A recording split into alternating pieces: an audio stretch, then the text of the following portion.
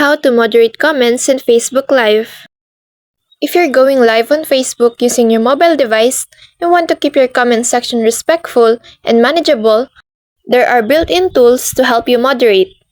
While going live on Facebook using your mobile device, you can manage comments by tapping and holding on any comment, then choosing to delete, mute, or block the user.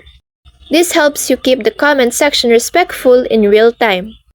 For more control before going live, you can enable comment moderation tools in the live producer settings if you're using professional mode or streaming from a page. You can turn on keyword blocking to automatically hide comments with specific words, enable profanity filters, and limit commenting to followers or those who have followed your page for a certain time. These tools help reduce spam and negativity. After your live ends, you can also review and delete comments in the replay to keep the experience positive for you and your viewers. And that's all for this video. I hope this helps. Thank you.